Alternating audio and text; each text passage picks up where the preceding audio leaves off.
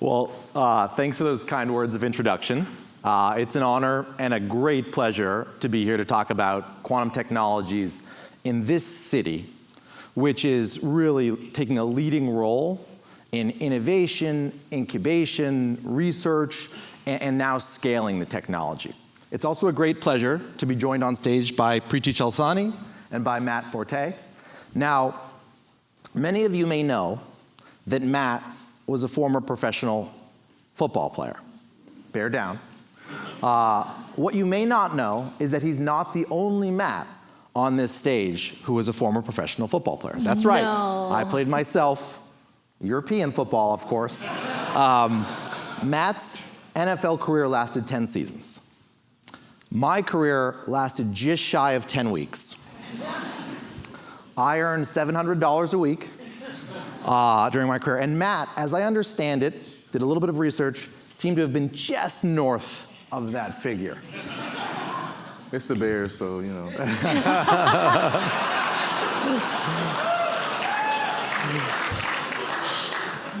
But my professional flameout on the field was actually a bit of a blessing in disguise, because it gave me the opportunity to learn about quantum technologies, and now I lead the topic at BCG. And in that role, I believe that when the history of the 21st century is written, quantum computing will play a hero's role. No technology, in my view, will be more consequential. And that's something that I believe, not because quantum computers will be exponentially faster than classical computers, not because of the nearly $1 trillion that we project will be created for businesses, but because so many of the problems that quantum computers are poised to solve align to the most pressing, urgent social challenges that we face today. You know, from public health to cybersecurity to climate change. Let me give you a little illustrative example. Take the problem of fertilizer production, one of the hallmark problems in the science of climate change. The way it works today is that hydrogen and nitrogen are fused to create ammonia. And now that process works, but it comes at an enormous cost to companies who spend hundreds of billions of dollars a year producing it. And most importantly, to the environment. 2% of the world's energy is expended every year on fertilizer synthesis. Now, here's the remarkable thing. Scientists know how to perform and run the chemical simulations that would lead to a more energy-efficient alternative. The issue is that simulating the maze-like molecular interactions of the key catalyst on even the world's fastest supercomputer today would take 800,000 years. With a quantum computer, less than 24 hours. Now, a way to frame this in terms that everyone will understand is that while quantum computers run at Matt Forte's speed, classical computers run at Matt Langione's speed. And it so happens that businesses need a lot more of the Matt Forte speed to run problems in drug discovery, to optimize energy grids, to detect transaction and identity fraud. And that's why more than 100 Fortune 500 companies are experimenting with quantum computing and technologies today. So this technology, if we get it right, has the potential to catalyze changes to our world that would be impossible to even imagine without it. And no place is doing more to get it right than this place, Chicago, Illinois, and the greater area, with more than $500 million of investments in quantum companies, with 4 of the top 10 most federally funded research institutions, and now with a 300,000 square foot quantum research facility. But getting it right will also take many of you in this room. So the intent of this panel is to give a little introduction to the technology, to talk about its business and societal implications, and also the role that Illinois is playing in driving it. Before we launch into all of that, we're going to take a little bit of a pulse check. And for that, I'm going to hand it over to the other professional football player on this panel, Matt Forte. Thank you. It's a blessing to be in the room with such astute, wise people to talk about quantum as well. So like Matt said before the panel, we want to get a a pulse in the room. Can I get the QR code up, please?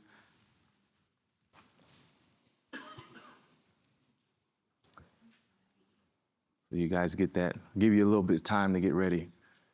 Just don't use mat speed.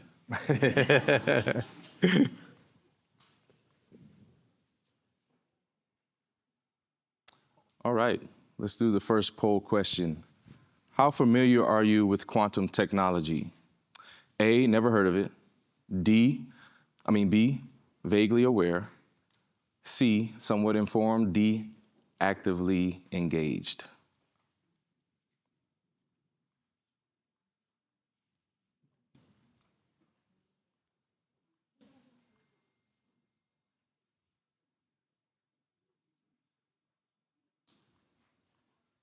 So, looks like we got a good mix in the room.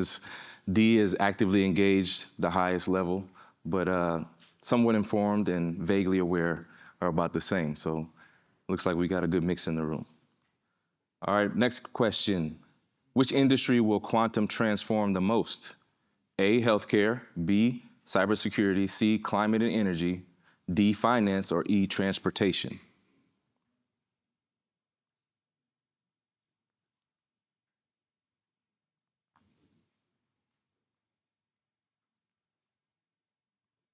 And it looks like healthcare is leading in that aspect, which we all love, right? We all need healthcare, so that's a good thing to have. And cybersecurity as well, because everybody's trying to steal everybody's information. Next question, where should Illinois double down? Talent pipeline, research funding, startups, corporate adoption, or public awareness? Where should Illinois double down?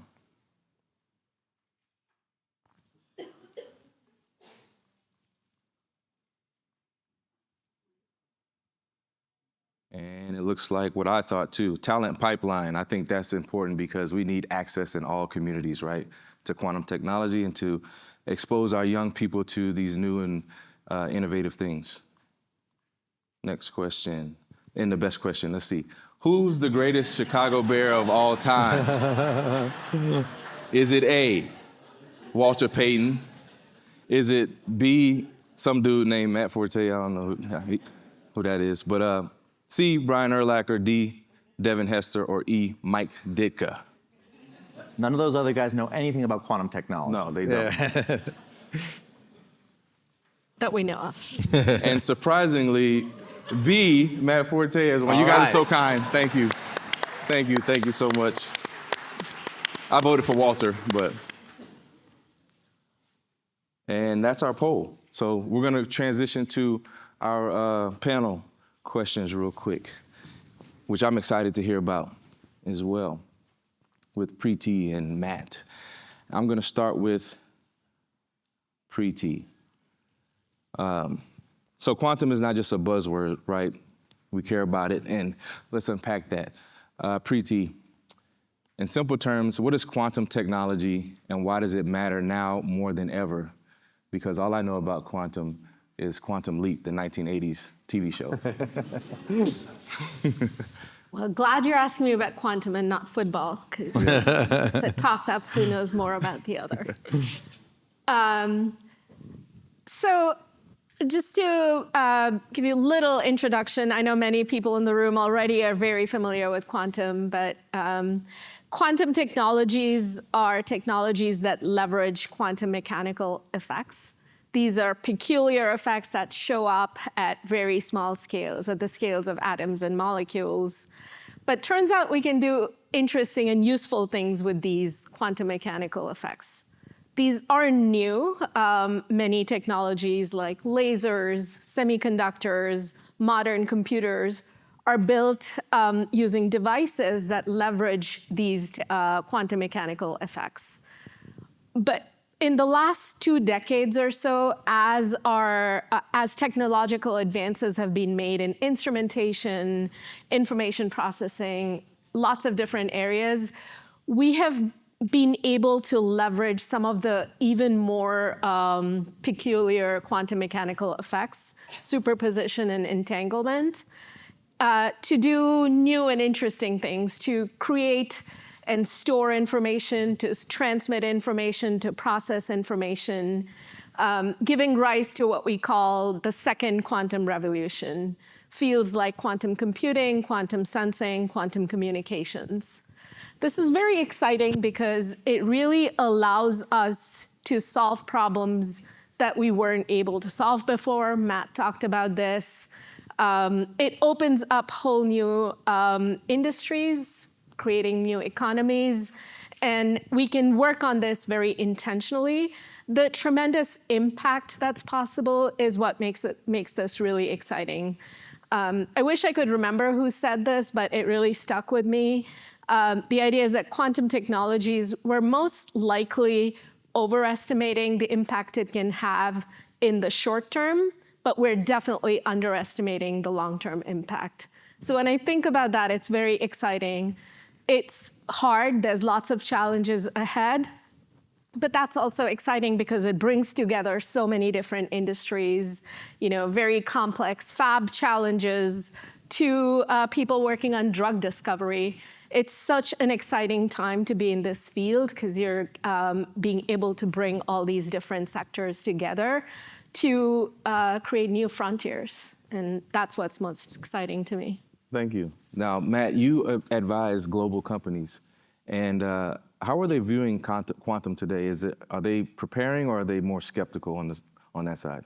It's a mix. It's a great question. So I had mentioned that there's 100 Fortune 500 companies that are experimenting in one way or another with quantum technologies, which I think is somewhat unprecedented for a deep technology like this. Another thing I'll mention is that that's an increase of 50% from 2022, which I think is actually remarkable growth given economic uncertainty during that period, and also the rising tide of AI and machine learning, which attracted a lot of investments itself. So I think we have a really healthy set of early adopters in industries like energy, finance, materials, et cetera. On the other hand, I think that there is an opportunity when you think about the companies that are really making truly deep investments today. I think it's probably a little bit less than I'd like to see. If you think about, ChatGPT came out in 2022. About 2 years later, we at BCG looked across our client base and found that only 1 in 10 companies had actually scaled an AI use case. What that tells me is that there was a lot of lack of preparedness from data perspective, talent perspective, process perspective. And my view is that only a few companies now are really prepared to kind of turn the light switch on when quantum computing happens. And I'd love to just see a little bit more of that. So I would say that there's optimism and enthusiasm around the technology, especially concentrated in a set of key industries. But I think there's still a long way to go in order to get kind of quantum ready. Yeah, good. Preeti, with $500 million in investments and projects like Illinois Quantum Microelectronics Park, how did Illinois become a leader? So I think really the reason why we're seeing this amazing moment in Illinois, why it's a leader, is because most of the ingredients that form the quantum technology value chain have been in place in Illinois. We have some of the world's best universities, research institutions like Argonne and Fermi, that have been pioneering science and technological breakthroughs that kind of feed into quantum technologies. These research institutions have been doing the hard work of putting infrastructure in place, 2 of the world's fastest supercomputers, many state-of-the-art fabrication facilities, materials characterization facilities. All of these things have been built up over the decades that can now be leveraged to advance quantum. And even more importantly, these organizations have, the world-class programs have created a talent base, like broad and deep talent base, that is critical to this technology. And not just STEM, but we have some of the world's best business schools here, creating business talent and entrepreneurial talent. And you need that to create, economic impact from amazing science. We also have a very diverse industry base. This is critical to emerging technologies that are exploring applications in different sectors.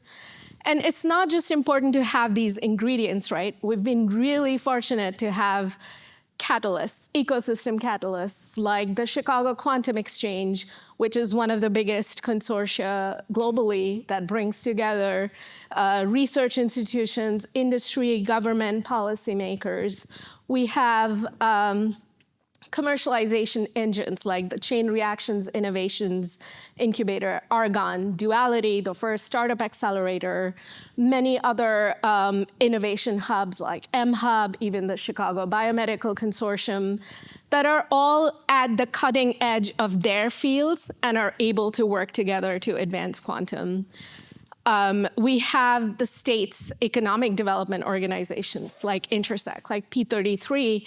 This is really unusual. You don't see that in other states, that they're so deeply involved in this field. And I mean, I have to say, like, probably the biggest ecosystem catalyst is the support from the state. That's unprecedented. That is not something you see in other states, but I see other states like trying to emulate this. But the fact that this is not new, the governor has been supporting quantum since 2019, the $500 million investment, that is a very unique way of supporting this ecosystem. And all, you know, the fact that the state legislature, the Department of Commerce, all of the machinery of the state is behind this, the city, the county, that's just unimaginable. And I think that's what's created this situation where we have a growing number of quantum companies and we're attracting more and more. And we have this real will everywhere to make something of this moment. Yeah. So Matt, with when you talk to the industry leaders in quantum, where do they say the value is in the next 3 to 5 years? And are there any standout cases? Yeah, it's a great question. So, you know, the race to quantum advantage is very much on, especially in industries like finance, materials, energy.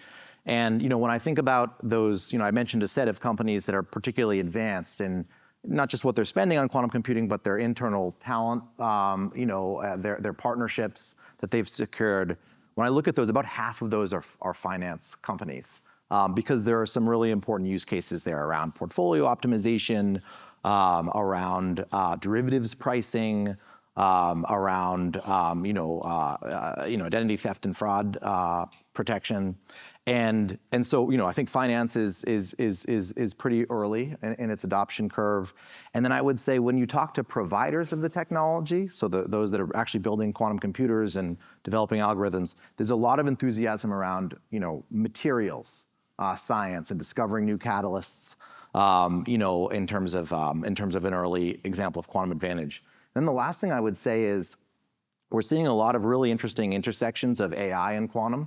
So, AI in a way democratizing the ability to program quantum computers, and also a lot of exploration around ways in which, quantum computing could turbocharge or extend the capabilities of AI. Oh man, that's awesome. Well, thank you for that.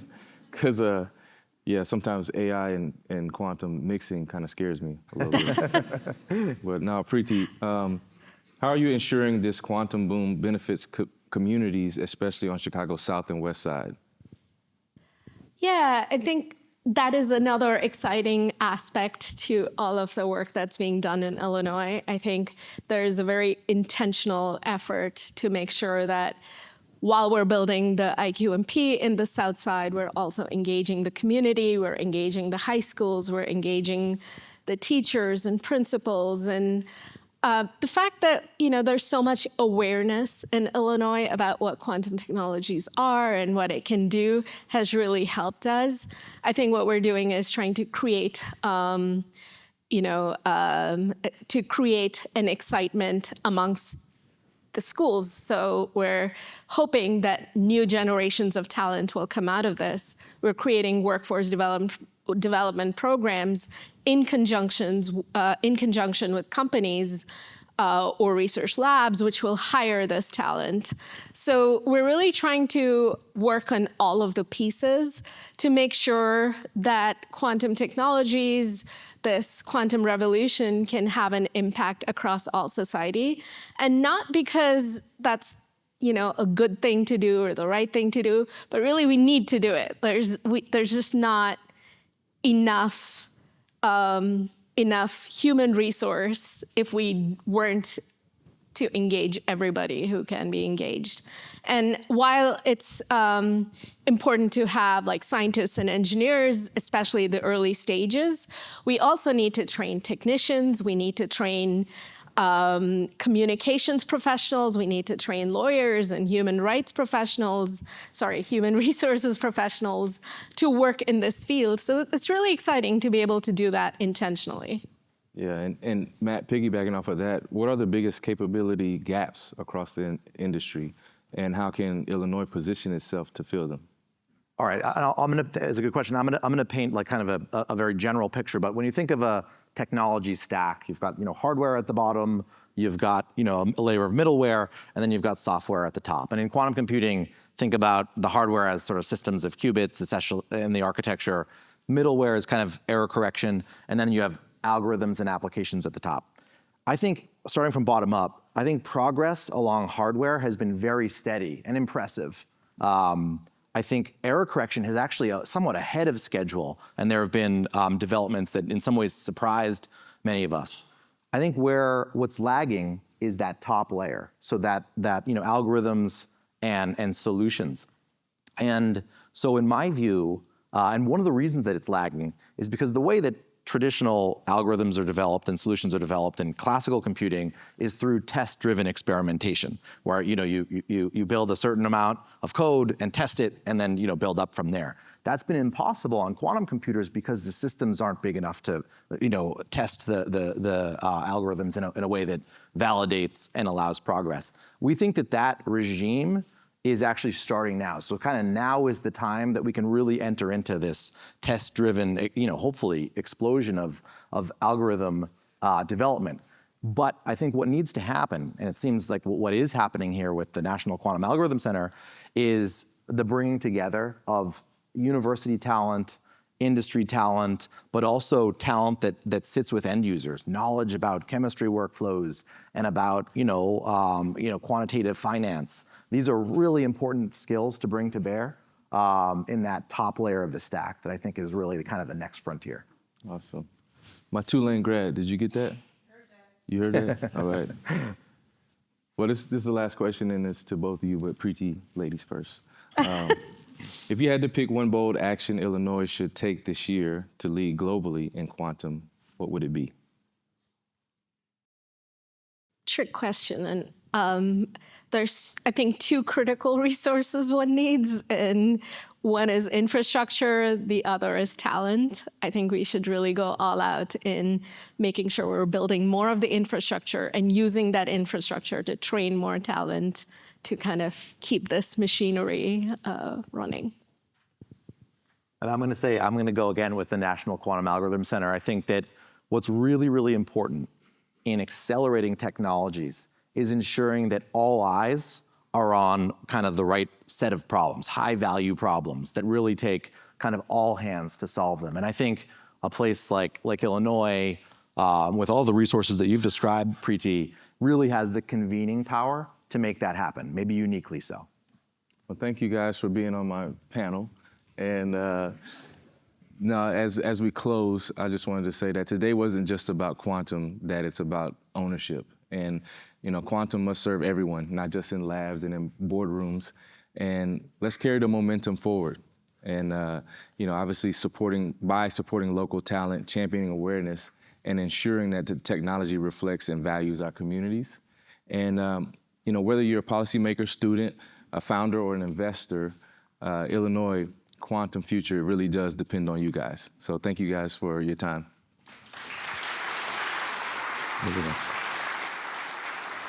Sure.